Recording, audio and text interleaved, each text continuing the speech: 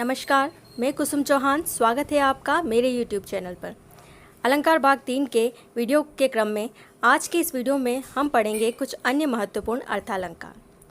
आज हम जो अर्थालंकार पढ़ने वाले हैं वो है दृष्टांत और उदाहरण। आज के इस वीडियो में इन दो अलंकारों के बारे में हम पढ़ेंगे। यह दोनों अलंकार कक्षा 12 राजस्थान बोर्ड के पाठ्यक्रम में सम्मिलित हैं। तो आइए पढ़ते हैं सबसे पहले दृष्टांत अलंकार। दृष्टांत अलंकार एक अर्थालंकार है। आइए इसकी परिभाषा हम देखते हैं। जहाँ उपमेय और उपमान के साधारण धर्म में बिंब प्रतिबिंब भाव दिखाया जाए वहाँ दृष्टांत अलंकार होता है।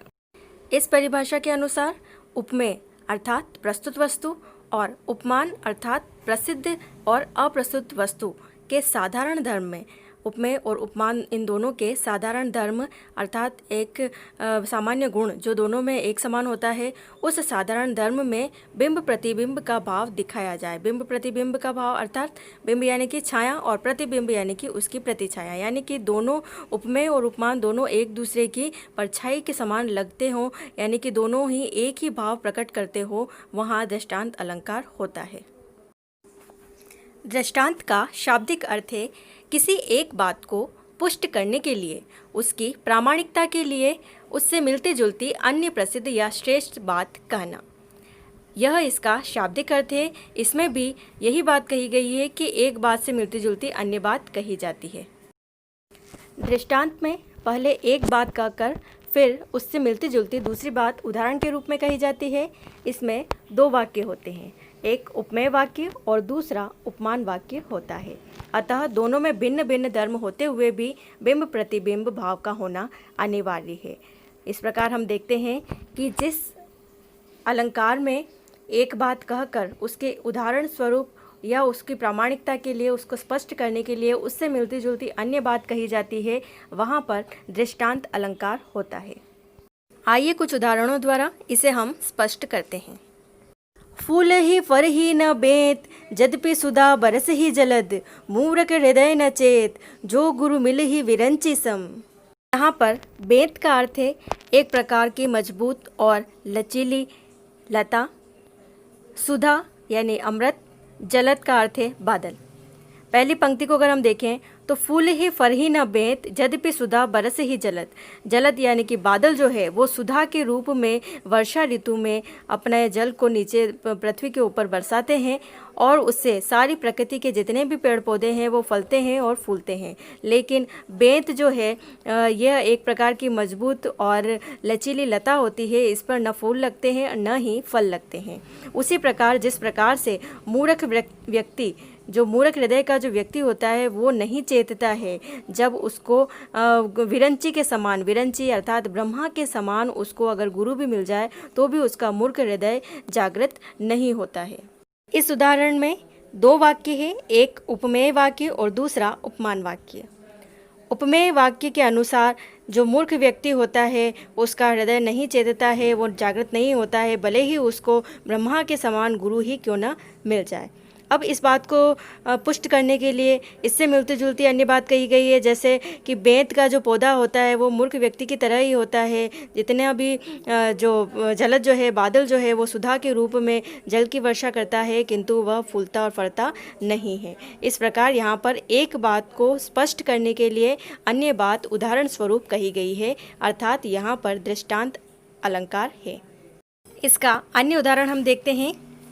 जो रहीम उत्तम प्रकृति, का करी सकत कुसंग, चंदन विश्व व्यापत नहीं, लपटे रहत भुजंग। रहीमदास जी का बड़ा ही सुंदर दोहा यहाँ पर उदाहरण के रूप में है। जो रहीम उत्तम प्रकृति, का करी सकत कुसंग।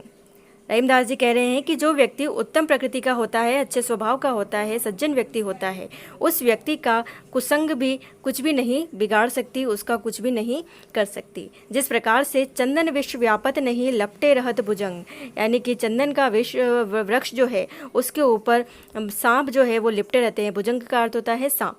सांप चंदन के वृक्ष के ऊपर लिपटे रहते हैं, लेकिन फिर भी चंदन के वृक्ष में विष व्याप्त नहीं होता है, अर्थात चंदन का वृक्ष उस विष को ग्रहण नहीं करता है। इस पद में दो वाक्य है, एक उपमेय वाक्य और दूसरा उपमान वाक्य। एक बात कही गई है और उसको पुष्ट करने के लिए अन्य बात उदाहरण के रूप में कही गई है। यहाँ पर दोनों वाक्य एक दूसरे के प्रतिबिंब के समान लग रहे हैं, यानी कि दोनों वाक्यों की जो बातें हैं वो एक समान मिलती जुलती है। इसी प्रकार से परि प्रेम नंद लाल के हम ही न भावत जोग, मधुप राजपत पाई के भीख न मांगत लोग। इस उदाहरण में दो वाक्य है, एक उपमेय वाक्य और दूसरा उपमान वाक्य। यहाँ पर गोपियाँ उद्धव जी से बोल रही हैं कि हम नंदलाल के प्रेम में पड़ी है, यानी कि हम भगवान श्री कृष्ण के प्रेम में पड़ी हुई हैं और हमको आपकी ये योग की बातें नहीं भाती है। अब क्यों नहीं भाती है? क्योंकि उन्होंने भगवान श्री कृष्ण जैसे श्रेष्ठ के प्रेम को प्राप्त कर लिया है, इसलिए उन्हें योग की बातें नहीं भा रही है। उसी प्रकार जिस प्रकार से मधुप राजपथ पाई के भीख न मांगत लोग, यानी कि कोई व्यक्ति ऊंचे राजपथ को प्राप्त कर लेता है तो वह भीख मांगने के लिए लोगों के सामने हाथ नहीं फैलाता। यहाँ पर एक बात कही गई है और उससे मिलती जुलती बात कहकर उस बात को स्पष्ट करने का प्रयास किया गया है, अतः यहाँ पर दृष्टांत अलंकार है। रहीमदास जी के दोहों में दृष्टांत अलंकार की सुंदर सृष्टि हुई है। आइए रहीमदास जी के कुछ अन्य दोहे हम देखते हैं जो कि दृष्टांत अलंकार के सुंदर उदाहरण हैं।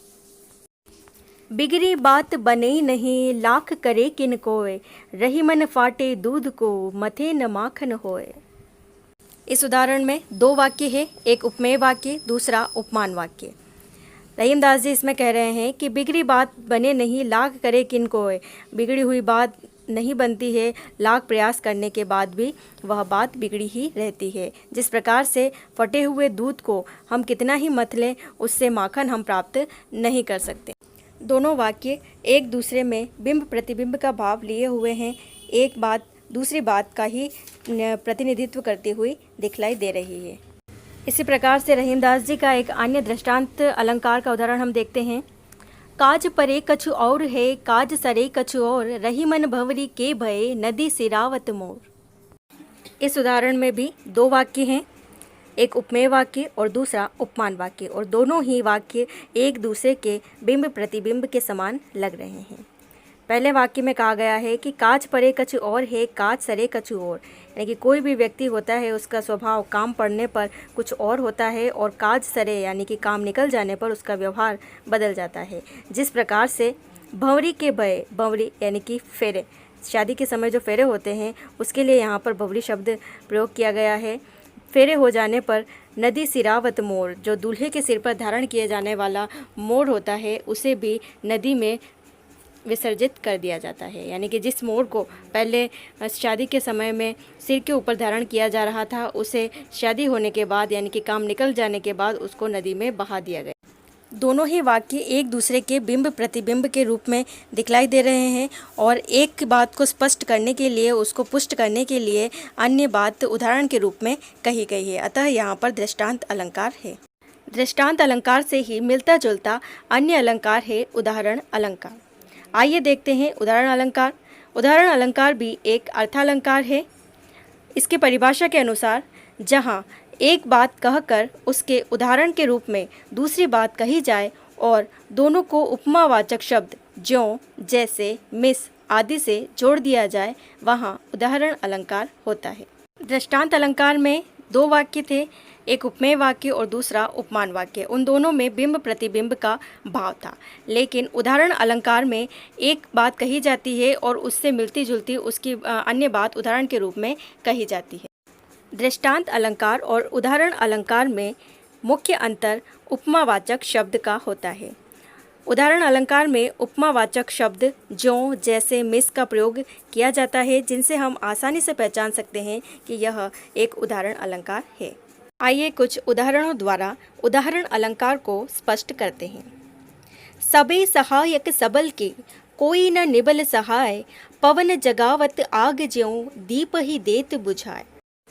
इन पंक्तियों में ज्यों उपमावाचक शब्द आया है, जिससे हम सबसे पहले तो उदाहरण अलंकार की पहचान कर सकते हैं। यहाँ पर सबे सहायक सबल के, कोई न निबल सहाय, यानी कि जो सबल व्यक्ति होते हैं उसके सभी सहायता करने के लिए प्रस्तुत होते हैं, जो निर्बल व्यक्ति होता है उसका कोई भी सहायक नहीं होता है। जिस प्रकार से पवन जगावत आग ज्यों, पवन जो है वो आग को और बढ़ाती है, उसको और अधिक कर देती है, और छोटा जो दीपक होता है उसको बुझा देती है। यानी कि पहले एक बात कही गई है और उसके उदाहरण के रूप में दूसरी बात कही गई है। तो यहाँ पर उदाहरण अलंकार है। उदाहरण अलंकार बहुत ही सरल अलंकार है जिसे आसानी से हम पहचान सकते हैं। आइए इसके कुछ अन्य उदाहरण हम देखते हैं।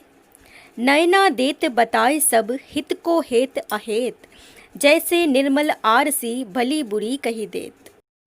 इस उदाहरण में एक बात कही गई है और दूसरी बात उसके उदाहरण के रूप में कही गई है, जिसे जैसे उपमावाचक शब्द से जोड़ा गया है।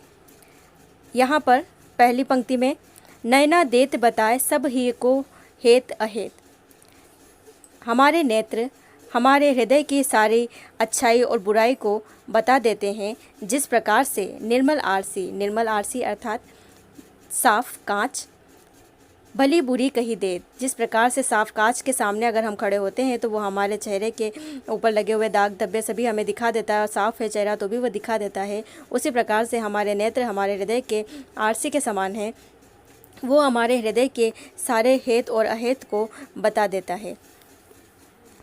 इसी प्रकार इसका एक अन्य उदाहरण है। विपत्ति भय धन ना रहे, रहे जो लाख करोड़, नभ तारे छिपी जात है, जो रहीम भय भोर।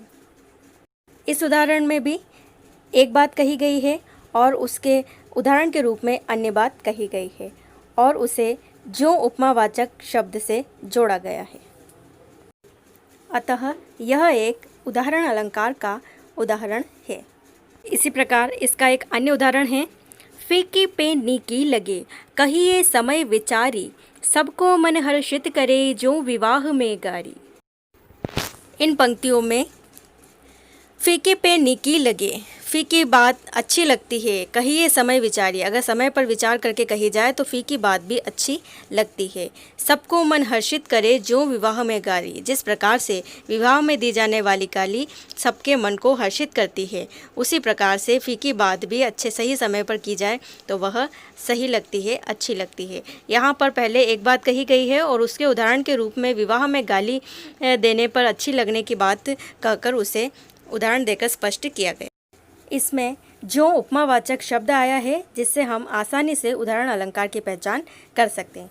अतः अब यहाँ हम देखते हैं कि वह अलंकार जिसमें एक बात कहकर उसके उदाहरण के रूप में अन्य बात कही जाती है और ज्यों जैसे उपमावाचक शब्दों का प्रयोग किया जाता है, वह उदाहरण अलंकार होता है।